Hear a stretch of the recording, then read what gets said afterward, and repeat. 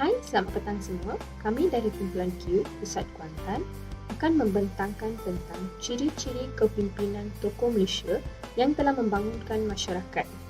Tokoh yang kami pilih adalah Tunku Abdul Rahman bin Putra Al-Haj. Nama saya Subashini, nombor matrik 290463. Hari ini saya akan membentangkan serba sedikit berkenaan tokoh pemimpin yang telah kami pilih, iaitu Tunku Abdul Rahman. Seperti yang kita semua tahu, Tunku Abdul Rahman merupakan bapa kemerdekaan Tanah Melayu dan juga Perdana Menteri Malaysia yang pertama. Sebab utama kami telah memilih Tunku sebagai tokoh pemimpin kami adalah kerana begitu banyak sumbangan dan jasa Tunku kepada negara kita. Selain itu, beliau sebagai seorang pemimpin mempunyai begitu banyak ciri-ciri kepimpinan yang boleh dicontohi serta boleh membantu membangunkan masyarakat Malaysia. Di sini, saya mengambil peluang untuk menjelaskan berkenaan bahagian Tunku secara ringkas. Yang pertama, Tunku Abdul Rahman Putra Al-Haj dilahirkan pada 8 Februari 1903 di Alustar, Kedah. Tunku merupakan putera kepada Sultan Abdul Hamid Al-Shah dan isteri beliau bernama Nur Eng atau lebih dikenali sebagai Makcik Manjelara. Beliau mendapat pendidikan awal di Sekolah Melayu di Alustar dan kemudian melanjutkan pelajaran di Government English School. Semasa Tunku berusia 17 tahun, beliau dihantar ke University Cambridge untuk melanjutkan pelajaran. Seterusnya, Tunku memulakan kerjaya dalam bidang politik dengan menyertai UMNO pada tahun 1951 di mana beliau telah dilantik sebagai Presiden UMNO menggantikan Datuk On bin Jaafar. Pada tahun 1956, Tunku mengetahui rombongan ke London untuk berbincang dengan kerajaan British mengenai kemerdekaan Tanah Melayu dan beliau dapat meyakinkan kerajaan British supaya menetapkan tarikh kemerdekaan bagi Tanah Melayu pada 31 Ogos 1957. Ini merupakan satu tarikh yang sangat bersejarah bagi negara Malaysia. Tunku meletakkan jawatan sebagai Perdana Menteri pada September 1970 dan mangkat pada 6 Disember 1990. Selesai mengenai biodata Tunku, seterusnya akan dibentangkan oleh ahli kumpulan saya yang lain. Terima kasih. Sebagai seorang pemimpin yang baik, Tunku mempunyai pelbagai ciri-ciri kepimpinan yang membangunkan masyarakat. Saya akan mengupas berkaitan ciri kemahiran berkomunikasi Tunku. Tunku mempunyai kemahiran komunikasi yang mampu membantu membangunkan masyarakat. Sepanjang beliau menjadi pemimpin, setiap arahan, teguran dan penjelasan disampaikan dengan cara yang sangat efisien. Sebagai contoh, masyarakat sangat kagum dengan sikap Tunku yang bijak membuat keputusan dan berkomunikasi dengan baik sehingga menjayakan rundingan kemerdekaan pada tahun 1956 dahulu. Pada pendapat saya, golongan masyarakat sekarang faham bahawa para pemimpin yang baik dan berwibawa berperanan membimbing ahli dan masyarakat lain untuk berbuat baik, dan perkara ini memerlukan kemahiran komunikasi yang sangat efisien. Assalamualaikum dan salam sejahtera. Saya Muhammad Fikri bin Omar bernombor matrik 290188 ingin menyenaraikan salah satu ciri-ciri kepimpinan yang ada pada Tunku Abdul Rahman.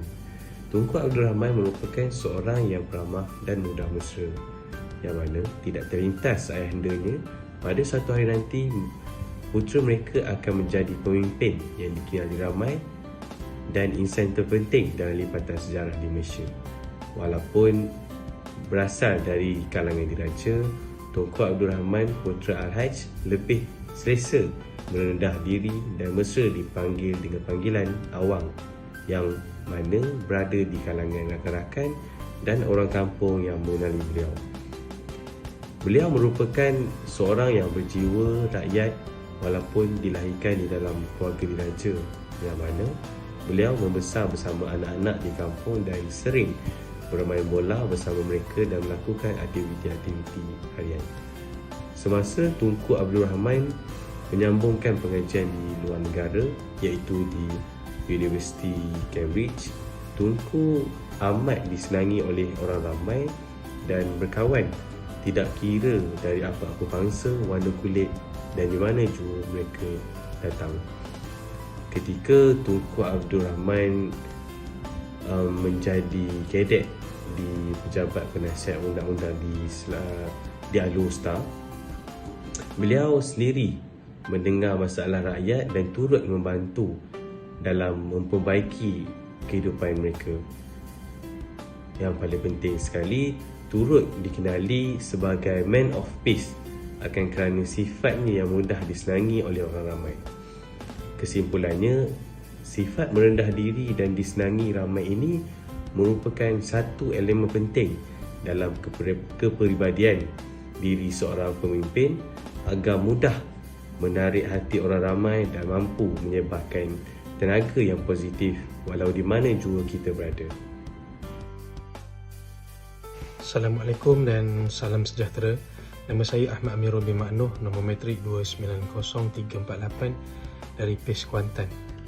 Seterusnya saya akan menerangkan sifat kepimpinan Tunku Abdul Rahman Putra Al-Haj, iaitu memikul tanggungjawab sepenuhnya dalam tugasan. Pemimpin yang berintegriti tinggi mempunyai tahap pemikiran yang bernas dalam menentukan masa depan negara. Sikap tanggungjawab dalam segala urusan menampakkan kesilapan atau kekurangan yang dilakukan pasti ada jalan penyelesaian. Pemimpin yang dihormati akan memastikan organisasi yang diwujudkan melakukan tugasan dengan baik tanpa mengulang semula kesilapan itu. Sekiranya ada berlaku kesilapan yang datang dari pengikut pemimpin tersebut, pastinya pemimpin tersebut akan mengambil alih tugasan tersebut dan melakukan pembetulan dengan segera. Sebagai contoh, Tunku Abdul Rahman Putra Al-Haj akan sentiasa memantau organisasinya dalam urusan memulihkan ekonomi negara demi memajukan masyarakat dalam negara. Kepimpinan yang wujud dalam diri Tunku Abdul Rahman Putra Al-Haj berjaya memberi impak yang besar kepada masyarakat dalam kehidupan seharian. Pada itu, setiap perubahan yang berlaku dalam negara, sebagai contoh peralihan teknologi dalam institusi pelajaran, memberi penekanan kepada pemimpin dalam tanggungjawab setiap urusan. Sebagai contoh, Tunku Abdul Rahman Putra Al-Haj sentiasa menekankan golongan belia untuk terus maju dalam institusi pelajaran supaya dapat melahirkan atau menjadi contoh kepada generasi yang akan datang. Ini adalah salah satu sikap tanggungjawab yang harus kita ambil dan teladani dapat membentuk generasi yang baik. Pada pandangan saya, Tunku Abdul Rahman yang juga bapa kemerdekaan itu telah menunjukkan nilai integriti yang wajar dicontohi apabila menjalankan tugas hingga mengabdikan akhir hayatnya untuk berkhidmat demi rakyat. Kejayaan Tunku Abdul Rahman memimpin negara dan memastikan Malaysia berada dalam keadaan aman dan selamat turut juga dibuktikan apabila berjaya menewaskan gerakan Ganyang Malaysia, iaitu ancaman konfrontasi yang digerakkan oleh Indonesia. Pendeknya, Tunku Abdul Rahman Putra Al-Haj seorang yang istimewa, dilahirkan untuk memimpin manusia dalam keadaan yang mencabar seperti di Malaysia. Pemimpin-pemimpin yang luas pengetahuan akademiknya ataupun petah bercakap belum tentu dapat mengemudikan negara ini. Tunku Abdul Rahman Putra Al-Haj tidak ada ilmu yang banyak, tetapi peribadinya memupuk satu rasa keyakinan pada orang-orang yang mendampinginya. Sekian, terima kasih. Terima kasih rakan saya di atas pencerahan tersebut. Seterusnya saya Muhammad Amirul Farhan bin Abdul Ghani, nombor matrik 290388 dari Pusat Kuantan akan menerangkan salah satu ciri yang terdapat dalam diri Tunku Abdul Rahman Putra Al-Haj di zaman pemerintahannya. Nama Tunku Abdul Rahman Putra Al-Haj tidak asing lagi di negara ini, di mana jasa dan pengorbanan beliau demi menuntut kemerdekaan setelah dijajah lebih kurang dalam 446 tahun oleh kuasa asing iaitu Portugis, Belanda dan juga British. Dalam kehidupan peribadinya, Tengku tidak mudah terpedaya dalam sesuatu dogma. Beliau memilih untuk dikelilingi oleh orang yang bijaksana dan arif.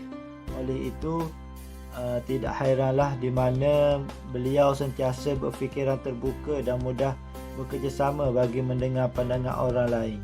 Buktinya, pada tahun 1957 dan 1963, Tengku berjaya menyatupadukan masyarakat yang pelbagai kaum yang terdapat di negara kita ini. Tengku adalah seorang yang berwawasan dan mendukung aspirasi perpaduan dalam pelbagai, di mana sentiasa berlapang dada apabila ditegur atau dikritik. Secara kesimpulannya, dari pandangan saya sendiri, perwatakan dan semangat yang ada dalam diri Tengku Abdul Rahman Putra Al-Haj boleh mempengaruhi masyarakat ke arah kebaikan dan menjadi contoh sehingga ke hari ini. Sekian, terima kasih daripada saya.